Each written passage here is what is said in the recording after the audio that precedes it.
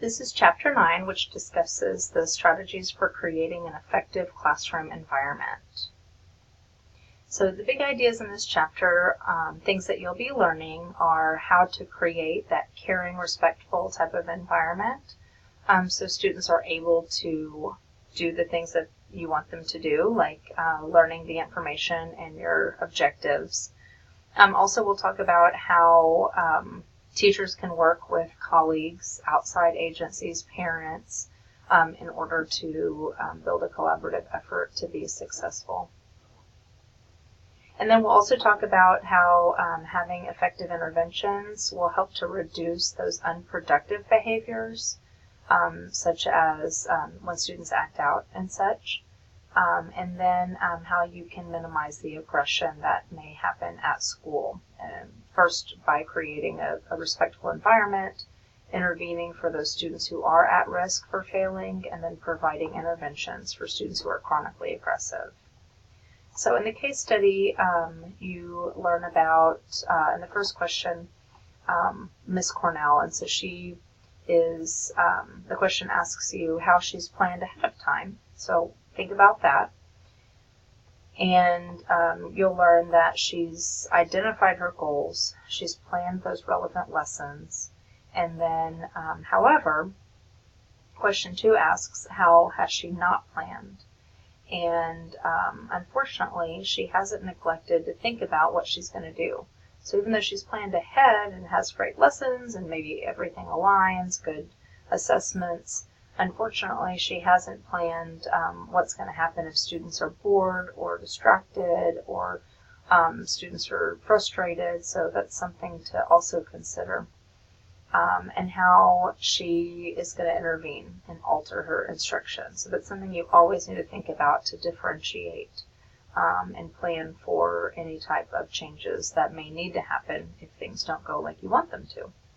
So the first question asks, what is classroom management? And you'll learn from the book that classroom management is creating the type of environment where students are able to learn the information and, of course, be successful.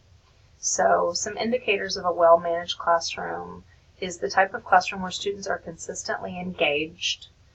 So they're actively participating or they're paying attention, taking notes, so both behavioral engagement in addition to cognitive engagement where they're thinking about things in their head and self-regulating their behaviors. And even if students may have some type of a negative behavior, it's not going to interfere with your instructional goals, objectives, or others' achievements. So if a student is off task for a moment, it's not going to affect anything. So that's a well-managed classroom. And we know that a well-managed classroom doesn't have anything to do with noise and activity. You can have a very engaged class discussion that may be loud, but students are engaged and learning and talking and understanding and reflecting at high levels. So a question for you to think about is, why do many beginning teachers mention classroom management as their number one concern? And of course, one of the biggest reasons is that it's not something you can plan for. So unfortunately, I can give you lots of strategies, but until you get out there with your students, you're going to have to alter them and find out what fits. And maybe you do that through reinforcement and punishment. So the first point talks about creating that respectful environment so that students feel comfortable and are able to meet the objectives that you've outlined.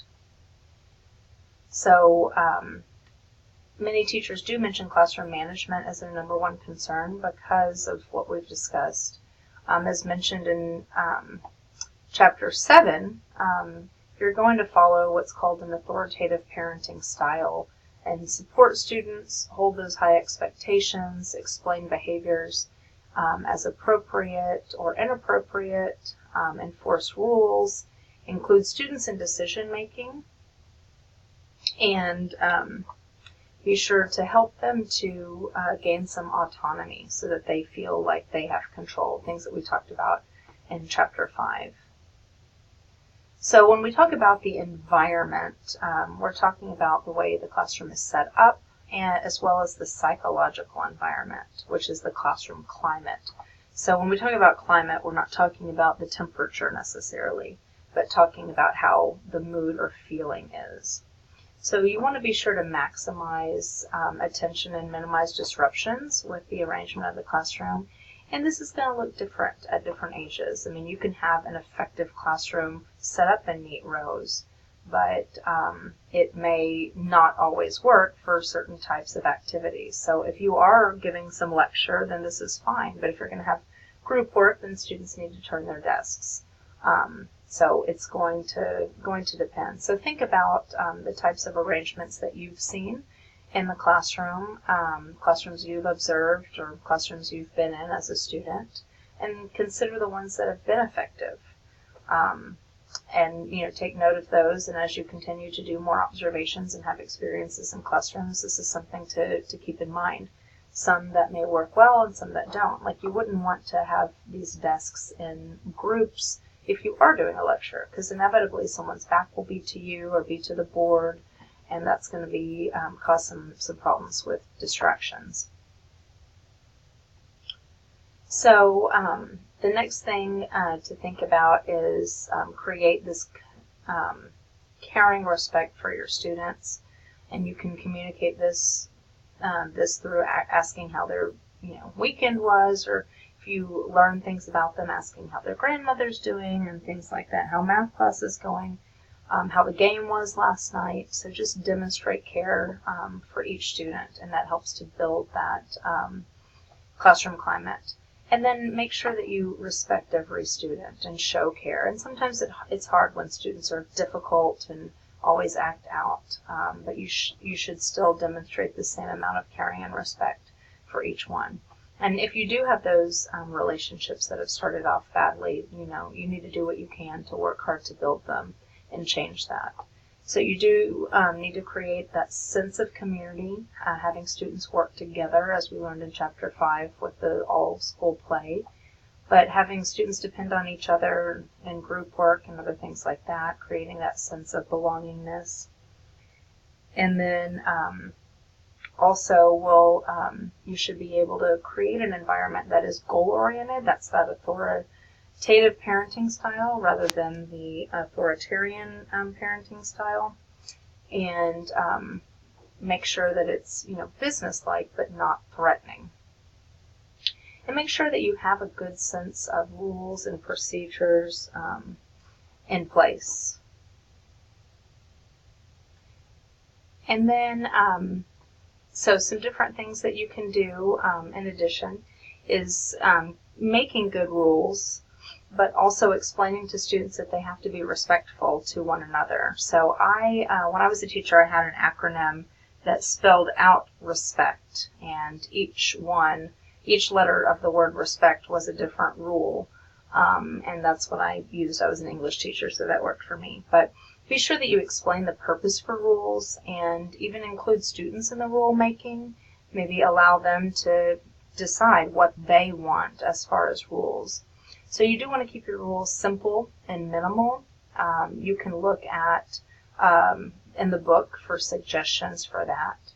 And make sure that you think about behavior reinforcement. And if you don't reinforce students for doing certain things, then of course they're going to continue doing it. Plan for transitions, and so misbehaviors often occur during that transition time. So when students are coming back from recess or coming into your class, so think about different questions or activities that you could have for your students to complete or discuss when they walk into class, because inevitably there's going to be some things, business things that you have to take care of. And be sure to change it up. Don't always do the same thing, because that gets kind of boring for students. You do want to take individual and developmental differences into account. So students have different temperaments, different personalities. So consider that in the way that you create your class environment. And then you want to continually monitor what students are doing. So if you're a good teacher, an effective teacher, then you communicate that withedness, which means that you know what students are doing. So if you're sitting at the front desk the entire time and never walk around, then you don't demonstrate that. So you need to always be able to scan the classroom and regularly and frequently move around to monitor students. So the next goal is that teachers are most effective when they coordinate with many people. So it's important to coordinate with other people in students' lives, like the community, students' families, other school members, and you collaborate with colleagues to create that sense of school community. Coordinating with faculty members, perhaps like a team teaching or similar conferences, asking them about students and what they may do, but that helps to build that sense of school community with everyone working together to benefit the students. And then you want to work cooperatively with any other agencies that may play a role in students' lives. So depending on the community and what you're teaching, that could be the churches, that could be different nonprofit groups, tutoring centers. So think of yourself as a part of the larger community, helping to work with students. So if you happen to not be living in the community where you're teaching, which happens, get to know the community so that you are aware of the services that are available for your students. And then you want to be able to communicate regularly with parents and other caregivers. So productive parent-teacher relationships enhance students' learning and achievement in the classroom, and ongoing communication is critical for those types of relationships. So conduct parent-teacher conferences, provide written communication. You can call parents on the phone, send emails, use discussion questions.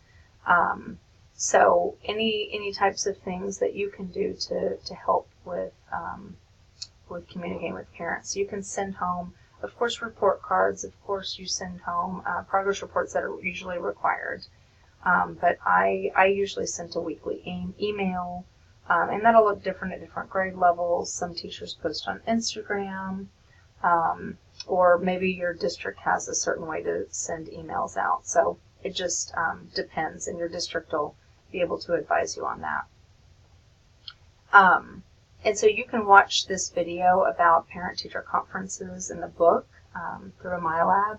But to understand how it's important to act in parent-teacher conferences and always be positive, start with something positive, and convey the idea that you are asking parents for what they can do and sending the message that you're working as a team. So the other thing you can do is to invite families to come and participate. Having different meet the teacher nights and things like that will encourage parents to be involved in the school. And if you do have parents who are especially reluctant, do what you can. Sending a personal invitation may make the difference to getting them there, or even having particular nights. If you have a large group of ESL students, having a bilingual night where you have lots of translators available, that could send the message that you want those parents to be there. So the third objective is to take action when students behave in ways that affect their learning or others' learning. So the book defines misbehavior as any type of an action that disrupts classroom learning and planned activities. It can violate students' physical safety or even their psychological well-being.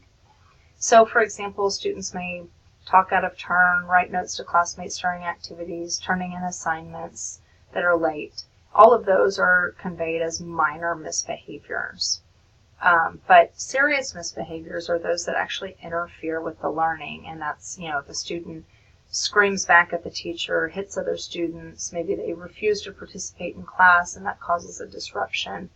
And it's likely to affect the entire classroom climate and can affect all students' learning, so not just the one student. So though misbehaviors should be dealt with immediately and consistently, they all should be dealt with differently. So the book mentions several different ways to reduce misbehaviors, and you can do that by first looking at your instructional strategies. If you have a lecture that is 30 minutes long, then students may be bored and getting off task. So that may be, that you do an activity or something in between to kind of change things up. Consider students' cultural backgrounds, understanding their different backgrounds. You may speak with them privately to discuss what's appropriate and inappropriate. And be sure that your instructions are clear, that they understand that. And if there are misbehaviors that seem to be temporary or minor, and not likely to be repeated, then sometimes the best thing to do is just to ignore them.